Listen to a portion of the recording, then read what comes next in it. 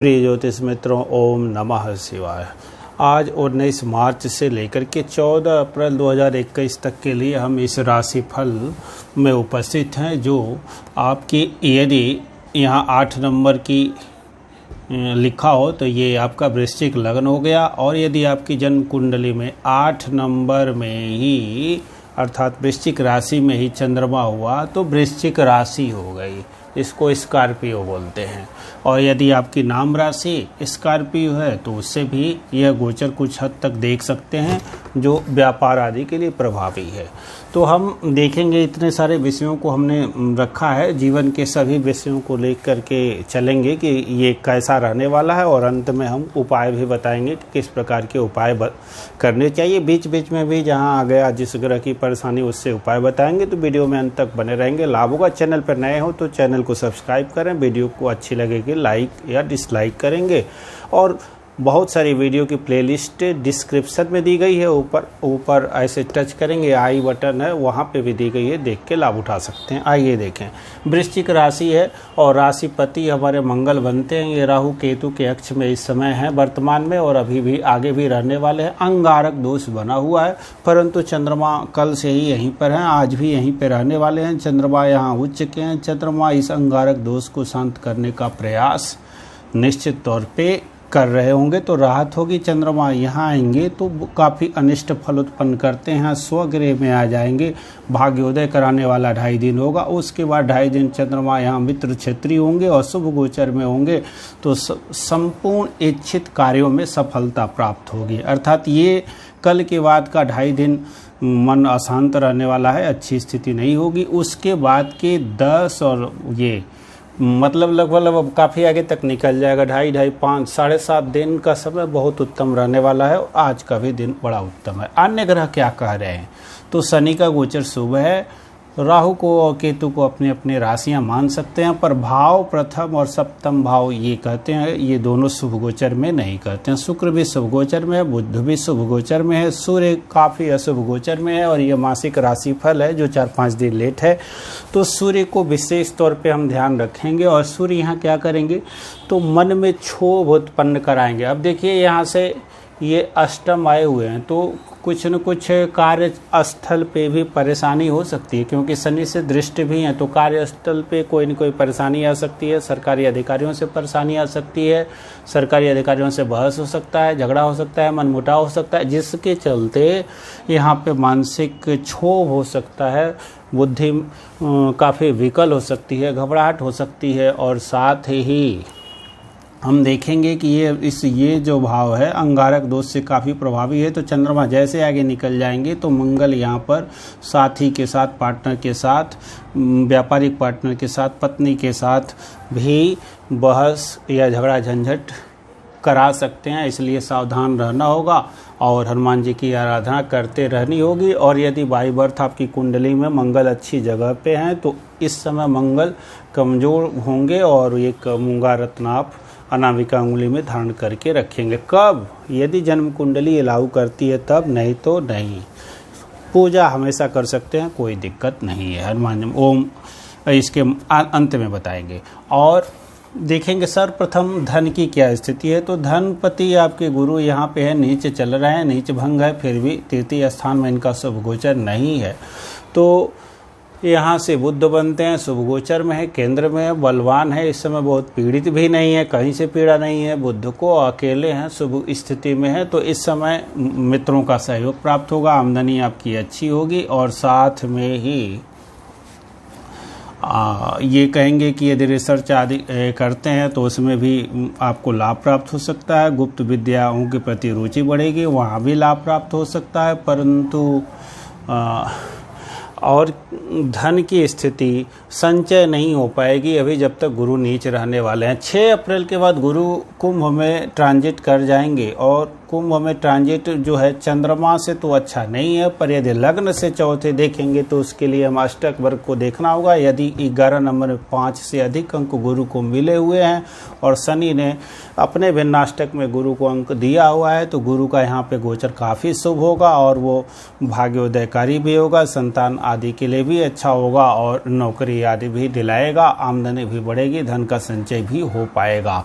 तो ये 6 अप्रैल के बाद होगा। 6 अप्रैल के पहले तक तो धन संग्रह में परेशानियां आएंगी ही, वाणी का भी यथोचित लाभ नहीं मिल पाएगा, कुटुंब से दूर रह सकते हैं चाहे कारण जो भी हो। और अब देखेंगे हम आय की स्थिति, तो अभी पहले हमने बता दिया। प्रेम की स्थिति क्या रहेगी, तो शुक्र यहीं पे उच्च होकर के हैं, सूर्य से अस्त भी हैं, तो मानसिक स्थिति बहुत अच्छी नहीं रहने वाली है। सुख प्रेम की ओर लेकर के जाएंगे, पर कार्यस्थल से इतनी सारी झंझटें होंगी कि प्रेम में काफ़ी समय देना संभव नहीं हो पाएगा। इसलिए पार्टनर से जो यहाँ से दिखा रहा है वो यहाँ से भी पार्टनर से अनबन हो सकती है, मनमुटाव हो सकता है, कोई बहुत यहाँ से शनि की दृष्टि भी पड़ेगी। तो इस समय प्रेम के लिए बड़ा ही उचित अवसर नहीं है, क्योंकि शुक्र अस्त भी हैं। शुक्र अकेले रहते या उदित रहते तो कह देते कि हाँ प्रेम में सफलता प्राप्त हो सकती, पर शनि भी यहाँ देख रहे हैं तो प्रेम तो इस समय बिल्कुल नहीं किया जा सकता। कर रहे होंगे, अनबन होगी तो और रिटेन कीजिए आगे, और झगड़े अभी सुलझा नहीं पाएंगे, कुछ देर इंतजार कीजिए।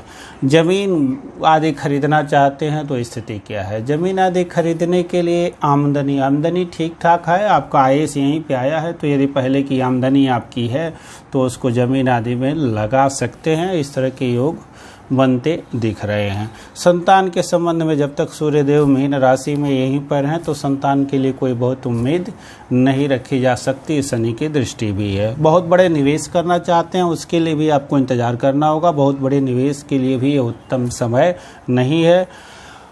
और उसके बाद रोग रिपु ऋण की स्थिति कैसी होगी, तो अंगारक बना हुआ है और रोग आपके पार्टनर को हो सकता है, पत्नी को हो सकता है, उसी से आपको परेशानी हो सकती है। आपको कोई विशेष रोग होने की संभावना नहीं दिख रही है। वायु विकार थोड़ा बहुत भले हो जाए, कोई और विशेष रोग की चिंता आपको नहीं होने वाली है। विवाह, यदि पुरुष जातक हैं तो शुक्र अस्त ही है, गुरु वे नीच के हैं, लग्नेश आपके यहीं पे आए हुए हैं और राहु को यहाँ विवाह के लिए बहुत नुकसानदायक नहीं माना गया है, क्योंकि मिथुन और वृष का राहु सप्तम में भी हो तो नुकसान नहीं करता, क्योंकि यह केंद्र स्थान है और इसका राशिपति शुक्र भी इस समय उच्च चल रहा है। इसलिए ये विवाह के रिगार्डिंग कोई बहुत बुरा राहु नहीं करेंगे। और मंगल लग्नेश होकर के आए हैं, यदि मंगल राहु आदि की दशा चल रही हो तो विवाह के भी योग बनते हुए दिख रहे हैं।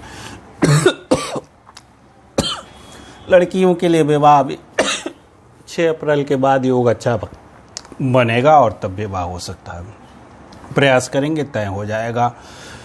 इस समय अब देखेंगे कि पिता के स्वास्थ्य में भी कुछ न कुछ परेशानी आ सकती है। यदि पिता वृद्ध हैं तो उनके स्वास्थ्य के प्रति सचेत रहने की जरूरत रहेगी। राज्य स्थान से नौकरी के लिए यदि आप प्रयास कर रहे हैं तो इसके लिए भी मंगल की दृष्टि है, प्रयास तो आप बहुत करेंगे और सूर्य भी त्रिकोण में है, अच्छा है, तो नौकरी आदि के लिए प्रयास करें, सफलता मिल सकती है। व्यय की स्थिति कैसी रहेगी, तो आपके व्यय स्थान का स्वामी अपने से यहाँ छठे हैं, उच्च का होकर के बैठा हुआ है, त्रिकोण में बैठा हुआ है, शनि की दृष्टि यहाँ है, तो व्यय तो बहुत अधिक नहीं होगा, इसलिए सामान्य व्यय इस समय होता रहेगा। विदेशों से कोई आपका जो है व्यापार आदि चल रहा हो तो उसके लिए समय सामान्य है, न बहुत खराब न बहुत अच्छा। कोशिश करेंगे, जितना प्रयास डालेंगे वो अच्छा होगा। गुरु की दृष्टि यदि यहाँ हम लेंगे तो भाग्य साथ देने वाला भी है, इस कारण से, और यहाँ पे दृष्टि है तो आमदनी भी कुछ न कुछ तो आती ही रहेगी। बशर्ते गुरु में बल कम है, इसलिए थोड़ी सी आमदनी इस समय होती रहेगी। बहुत छप्पड़ फाड़ के आमदनी का अवसर अभी नहीं मिलेगा। और चोट चपेट एक्सीडेंट आदि की स्थिति बहुत देखी जाएगी। अंगारक दोष यहाँ है तो बस पत्नी के स्वास्थ्य को लेकर के ठीक वो रहें। जब चंद्रमा यहाँ पर रहें तो मन विकल काफ़ी हो सकता है और काफ़ी अनिष्ट फल बताया जाए, तो इस 2.5 दिन में सावधान रहिएगा। ओम नमः शिवाय कहते रहिए। ओम त्र्यंबक मंत्र का जाप कीजिए। शिव जी के यहाँ जाके जल अर्पित करते रहिए। इस समय सावधान रहिए, आपको कोई बहुत अधिक दिक्कत होती हुई नहीं दिखाई पड़ रही है। तो ये रहा आपकी वृश्चिक राशि का राशिफल। उपाय के लिए और भी कर सकते हैं। गुरु के रत्न पुखराज होते हैं। यदि बाई बर्थ आपकी कुंडली में अच्छी पोजीशन है, गुरु की केंद्र त्रिकोण या लाभ भाव में है, मित्र या उच्च राशि या स्व राशि या मूल त्रिकोण राशि में है, तो पुखराज धारण करने से, वो भी कौन, पीला पुखराज धारण करने से लाभ होता रहेगा। जो नीचस्थ होकर के ये कमजोर स्थिति में है उनको बल प्राप्त हो जाएगा, और तब आपको ये संतान आदि के लिए भी लाभदायक होगा, आमदनी भी देगा। 5 भाव के कारक है, धन संग्रह आदि में भी लाभ होगा, भाग्योदय भी होगा और आमदनी भी आती रहेगी। और मंगल के लिए हमने पहले ही बताया। और दूसरी बात चंद्रमा की स्थिति है, तो चंद्रमा भी आपकी कुंडली में अच्छा हो तो इस लग्न वाले जातक भी मोती रत्न धारण करेंगे या मून स्टोन धारण करेंगे तो लाभ प्राप्त होगा। चैनल को लाइक न किया हो तो चैनल को सब्सक्राइब करें, वीडियो को लाइक करें। बहुत बहुत धन्यवाद।